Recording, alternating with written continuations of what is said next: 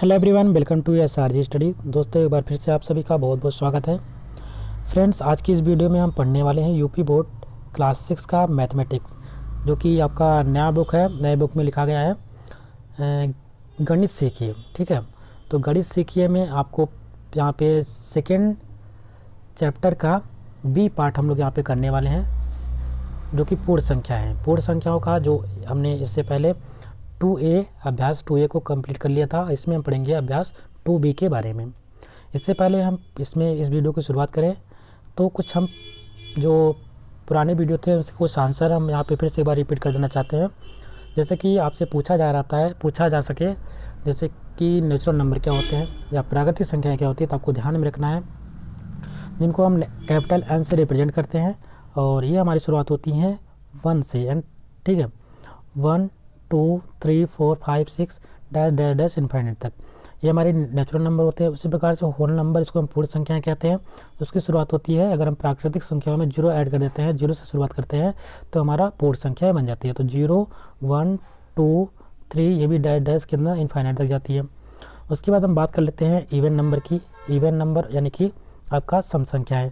सम संख्याएँ जो 2 से विभाजित हो, 2 4 6 8 और इस प्रकार से 10 12 14 18 इस प्रकार से 2 से जो विभाजित संख्याएं हैं वो हमारी सम संख्याएं होती है। ऑड नंबर की बात करते हैं तो ऑड नंबर हमारे कौन से होते हैं फ्रेंड्स, जो 2 से विभाजित ना हो, जैसे कि 1 3 5 7 9 डैश डैश डैश ये भी इनफाइनाइट तक जाती हैं। इसी प्रकार एक और हम सबसे इम्पोर्टेंट बात कर लेते हैं तो प्राइम नंबर, जिसको हम अभाज्य संख्याएँ कहते हैं। इसको हम अगर हम बात करते हैं तो इसमें ध्यान में रखना है वे संख्या जो स्वयं से विभाजित हो और एक से विभाजित हो। किससे? एक से विभाजित हो और अपने आप से विभाजित हो, उनको हम प्राइम नंबर कहते हैं। जैसे कि सबसे छोटी प्राइम संख्या जो होती है वो हमारी 2 होती है। 2 उसके बाद हमारा आता है 3 आता है, फिर 5 6 7 है, 9 नहीं है, ध्यान में रखेंगे। 11 है, 13 है, फिर 13 के बाद 15 नहीं है आपका, 17 है, इस प्रकार से 19 है, और उसके बाद आप बढ़ते जाएंगे, 21 भी नहीं है आपका, 23 है।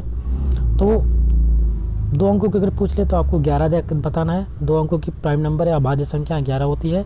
सबसे छोटी, ये छोटी की बात हो रहा है, और सबसे बड़ी 2 अंकों की प्राइम नंबर कितना होगा? 97 होगा। ये भी ध्यान में रखेंगे।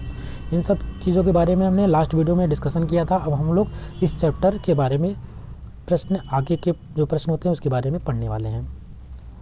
तो आइए शुरुआत करते हैं पहले प्रश्न से। पहला प्रश्न है, संख्या रेखा पर अंकित योग तथ्यों को लिखिए। यहाँ पे एक आपको संख्या रेखा दिख रही होगा, जिसका योग आपको लिखना है। तो आइए देखते हैं, इस प्रकार से संख्या रेखा दर्शाई जा रही है। हमारा एक प्रकार लाइन खींची गई है। कुछ यहाँ पे बिंदु है जिसकी शुरुआत 0 से हो रही है। 0 1 2 3 4 5 6 7 8 9 10 11 तक जा रही है। ठीक है, अब हमको एक ऊपर चीज़ दिख रही होगी, इस प्रकार से ये यहाँ से चली, फिर यहाँ पे आके बैठ नीचे गिर जाती है, फिर यहाँ से उठती है और यहाँ पे जाती है, हम गिर जाती है। इसका मतलब क्या है? यहाँ पे ये क्या भला है?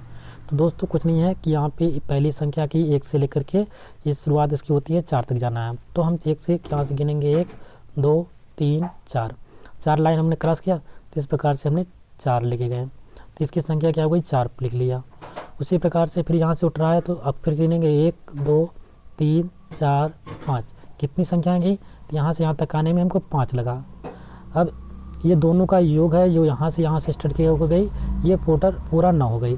तो कहीं ना कहीं इसका जो उत्तर हम लिखेंगे तो 4 + 5 बराबर मिलके कितना आया? 9 आया। यही आपका आंसर है। और जिसको लिखेंगे उत्तर में 4 + 5 = 9, यानी कि जो ये दिखा रहा है, ये 4 अंकों को दिखा रहा है, ये दिखा रहा है 5, इन दोनों को जब ऐड करेंगे तो ऊपर वाला जो होगा वो हमको दिखाएगा 9 को। ठीक है, इस प्रकार से इसको सॉल्व करना है। सेम एज इट प्रश्न आपका सेकंड देखने को मिल रहा है। इसमें आप अपने मन से फिर से करिए। यहाँ पे संख्या रेखा दर्शाई गई है, यहाँ से शुरुआत करना है 1 2 3 4 5, कहाँ पे गिरा है? 5 पे, तो इसको 5 नंबर दे दीजिए नीचे वाले को। फिर यहाँ से स्टार्ट करिए तो 1 2 3 4 5 और 6, इसको कितना मिला है? 6 नंबर मिला है। 5 और 6 कितना हो जाएगा? 6 5 11 हो जाएगा। तो यहाँ से स्टार्ट ये कहाँ तक? 11 तक चले जाना है। तो ये आपका 11, ऊपर वाली लाइन 11 कहलाएगी। तो इसको लेकिन इसको सॉल्व करके लिखना है, तो सॉल्व करेंगे तो 5 + 6 = 11, यानी कि 6। तो 5 + 6 करके 11 यहाँ पे लिख देंगे, आपका आंसर हो जाएगा। इसका उल्टा भी करा सकता है आपको, 4 + 5 करा करके इस प्रकार से बोलेगा संख्या रेखा पर दर्शाओ, तो आप इस प्रकार से संख्या रेखा पर दर्शा पाएंगे। अब आइए देखते हैं प्रश्न नंबर सेकंड को। इसमें क्या कह रहा है कि इसमें पूछा है निम्नांकित तथ्यों को संख्या रेखा पर दर्शाइए। सेम वही हमने बताया, सेम क्वेश्चन है। अब यहाँ पे 5 + 4 = 9 लाना है, तो आपको एक लाइन खींचनी है सबसे पहले। ठीक है, लाइन खींचने के बाद क्या करना है, यहाँ पे 0 की शुरुआत करनी है। यहाँ पे तीर बनाना चाहें तो तीर बना सकते हैं। 0 से शुरुआत करनी है। लगभग आपको कितने अंक जाना है, 9 तो जाना ही जाना है। तो 1 2 3 4 5 6 7 8 और 9 सबको एक एक पॉइंट दे दीजिए, या बाद कुछ भी दे दीजिए जो पॉइंट देना है, 0 दे दीजिए। 3 के ऊपर, 4 के ऊपर, 5 के ऊपर, 6 के ऊपर, 7 के ऊपर, 8 के ऊपर, 9 के ऊपर। ठीक है, अब शुरुआत हम लोग कहाँ से करेंगे, 0 से। 0 से हमने यहाँ से उठाया। अब कितना में जाना है, पहले के लिए 5 जाना है। कितना जाना है, 5 जाना है। तो हमने यहाँ से लेकर सीधे लेकर 5 पे लग गिरा दिया। सेकंड में हमको कितना 4 जाना है, तो यहाँ से 1 2 3 4 9 तक जाएगा। यहाँ से गया, फिर 9 तक, 9 पे आके रुक गया। अब उसके बाद इन दोनों को जोड़ने बाद कितना होता है, 5 और 4 9 होता है। तो यहाँ से फिर 0 से उठाएंगे और सीधे लेके जाएंगे, और यहाँ पे 9 पे लाके थोड़ा पैक करते हैं हम, यहाँ पे जाएंगे सीधे 9 पे लगा के कर देंगे, तो हमारा योग जो हो जाएगा 9 हो जाएगा। इस प्रकार से आपको संख्या रेखा पर इसको दर्शा देंगे। सबसे पहले लाइन खींचनी है, फिर 0 से स्टार्ट करना है, कितनी संख्या में तक, 5 तक जाना है। फिर उसके बाद 5 से फिर कितना जाना है, 4 जाना है। अब दोनों का 5 + 4 कितना होता है, 9 होता है। तो फिर 0 से स्टार्ट करेंगे, ऊपर लाइन खींचेंगे और यहाँ पे ला के मिला देंगे। इस प्रकार से आपने पहले सेकंड प्रश्न को कर लिया। एज इट इज़ तीसरे प्रश्न को भी संख्या रेखा पर दर्शाना है, तो कोई दिक्कत नहीं है। पहले क्या है, 2 जाना है, फिर 3 तक जाना है, फिर 4 तक जाना है, उसके बाद सबका सम लिखना है। अब यहाँ पे 3 लाइन हमको खींचनी है। सबसे पहले लंबी लाइन खींच लेते हैं। 0 से स्टार्ट करेंगे, कम से कम आपकी 9 रेखाएँ होनी चाहिए। तो 1 2 3 4 5 6 7 8 9 तक यहाँ पे हैं। सबसे पहले हमें 1 से 0 से कहाँ तक, 2 तक जाना है। तो हमने 0 से उठाया, 2 तक चला गया। अब 2 से 3 तक जाना है, 2 से गिनना है 3 तक हमको। तो 1 2 3 यानी 5 पे आ रहा है, तो यहाँ से उठाएंगे 5 तक जाएंगे। अब उसके बाद जो यहाँ से 5 से हमको 4 जाना है, तो 1 2 3 4, तो यहाँ से उठाए हमने 4 तक, यहाँ पे चले गए। ये हमको मिला संख्या कितनी, ये हमें 2 मिली। ये हमको कितना मिला, 3 मिला। ये हमको कितना मिला, 4 मिला। टोटल हमें मिल जाएगा 9। तो ये हम फिर लाइन यहाँ से जो उठाएंगे और सीधे कितने तक मिलाएंगे, 9 तक को मिलाएंगे। इस प्रकार से आपने इसको बहुत आसानी से कर लिया। प्रश्न नंबर 3 है, निम्नांकित कथनों में रिक्त स्थानों की पूर्ति करें। तो फिलहाल दोस्तों यहाँ पे रिक्त स्थान की पूर्ति करना था, तो यहाँ पे ऑलरेडी यहाँ पे दे रखा है, आप देख लीजिएगा प्रश्न में। यहाँ पे फिलहाल हमारे पास में प्रेजेंट टाइम बुक नहीं है, तो इस क्वेश्चन को मुझे समझ नहीं पा रहा हूँ। जो भी यहाँ पे पूर्ति करना है, शायद जोड़ना है, कोई दिक्कत नहीं है।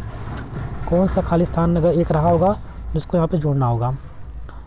तो जैसे कि आप यहाँ देख रहे होंगे 345 789। अगर मान लीजिए एक अंक खाली होगा तो 345 में कितना जोड़ देंगे कि इसके बराबर हो जाएगा, तो 789 जोड़ेंगे। सेम एज इट इज़ यहाँ पे है 289 में, या मान लीजिए 0 स्थान ये खाली रहा होगा, और इसमें क्या जोड़ दें, 289 में कुछ नहीं जोड़ना है, तो कुछ नहीं जोड़ने के लिए हम क्या करेंगे, प्लस में 0 जोड़ देंगे।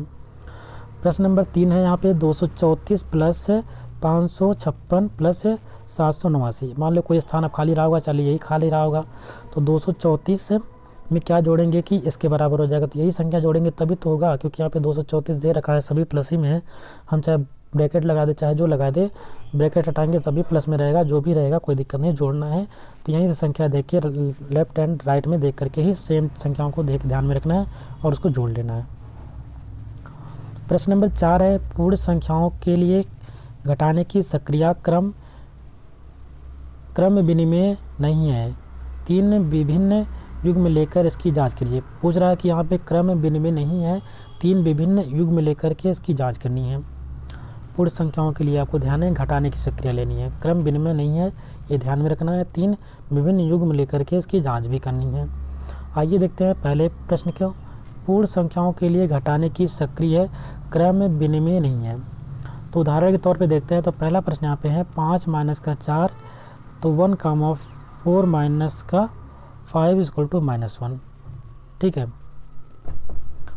तो 5 माइनस अगर हम 4 करते हैं तो हमारा कितना आता है, 1 आता है।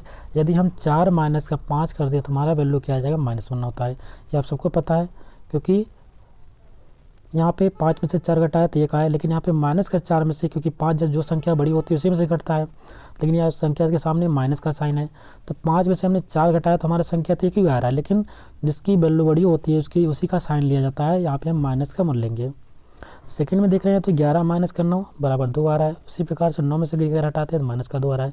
यहाँ पे प्लस का 2, यहाँ पे माइनस का 2। प्रश्न में 3 में देखते हैं, यहाँ पे 20 में से 10 घटाते हैं तो 10 आता है प्लस का, और 10 में से माइनस का 20 घटाते हैं तो माइनस का 10 आता है। ये घटाने की आप कोई दिक्कत नहीं, आप कक्षा 6 में इसको कर लेंगे। बस इतना ध्यान में रखना है, जो संख्या में से घटाते हैं साइन उसी का जाता है जो संख्या बड़ी होती है। जैसे कि अपने 20 माइनस का अगर 10 किया तो आपको 20 माइनस का आपने अगर 10 किया तो 20 में से 10 गया तो 10 ही आएगा, ठीक है, पता है आपको। लेकिन संख्या किसका साइन हम किसका लेते हैं, इसके अगर सामने कोई साइन नहीं तो ये प्लस माना जाता है, तो हमने प्लस और लिखा नहीं जाता है। लेकिन अब हमने क्या किया, 10 माइनस का 20 बराबर, ये भी 20 में से 10 घटेगा 10 ही आएगा, लेकिन साइन किसका लेंगे, जिसकी वैल्यू बड़ी उसकी साइन, ये आपको पता होना चाहिए। बस इतना ही ध्यान में रखेंगे। अब हम जानते हैं कि छोटी संख्या से बड़ी संख्या घटाई जाए तो पूर्ण संख्या नहीं मिलती है, ये तो आपको पता है। छोटी संख्या में से अगर मान लीजिए 10 में से आप बड़ी संख्या घटा रहे हैं, इससे 20 घटा रहे हैं, ठीक है, छोटी संख्या में से आपने 20 घटाया, छोटी संख्या मान लीजिए 10 आपका प्लस में है और 20 माइनस में है, तो आपको पूर्ण संख्या नहीं मिलेगी, क्योंकि पूर्ण संख्या यह होना चाहिए होता है। पूर्ण संख्या की शुरुआत किससे होती है आपको पता है, 0 से स्टार्ट होती है, 0 1 2 3 4 डैश डैश, ये आपकी चलती रहती है। इसलिए आपको यहाँ पे माइनस संख्या मिल रही है, पूर्ण संख्या नहीं होती है, ठीक है। और सब में आपको एक माइनस दिख रहा है, यहाँ भी माइनस दिख रहा है। तो अगर हम छोटी संख्या में से बड़ी संख्या को घटाते हैं तो हमें क्या मिलता है, पूर्ण संख्या नहीं मिलती है, ध्यान में रखेंगे। अतः पूर्ण संख्याओं के लिए घटाने की सक्रिय क्रम विनिमय नहीं है, ये चीज़ आपको यहाँ पे प्रूव हो रही है, यहाँ पे दिख रही है। ये कह सकता है कि उसका अगर हम क्रम विनिमय करते हैं, क्रम विनिमय का यहाँ पर सीधा एक तौर होता है कि जैसे 5 माइनस का 4, और 4 को हमने पहले लिख लिया और क्या कर दिया, 5 को बाद में लिख दिया, ये मतलब कि इनके क्रम को आगे पीछे कर देना, ये हमारा क्रम विनिमय कहलाता है। तो उसने पूछा कि क्या क्रम विनिमय नहीं है, ये पूछा गया है यहाँ पे घटाने की सक्रिया के लिए दिया गया है पूर्ण संख्याओं के लिए। तो पूर्ण संख्या में आपने देखा यहाँ पे घटा के दिखाया गया है, 3 प्रश्न दिए गए थे, तीनों में आपने देखा जब हमने क्रम विनिमय किया तो कहीं ना कहीं संख्याएं पूर्ण संख्या न रह करके माइनस में चली गई, नेगेटिव चली गई। इसलिए हम कह सकते हैं जो इस कथन कह रहा था ये बिल्कुल बात सत्य है। अतः हम पूर्ण संख्याओं के लिए घटाने की सक्रियता क्रम विनिमय नहीं होती है, ये बात बिल्कुल सही हो जाती है। इसी के साथ ये चैप्टर कंप्लीट होता है। आशा करते हैं आपको वीडियो अच्छी लगी होगी। यदि वीडियो पसंद आए तो इसको लाइक करिएगा, शेयर करिएगा, और चैनल पर नए हैं तो चैनल को सब्सक्राइब भी कर लीजिएगा। मिलते हैं एक नए वीडियो में, तब तक के लिए नमस्कार, जय हिंद।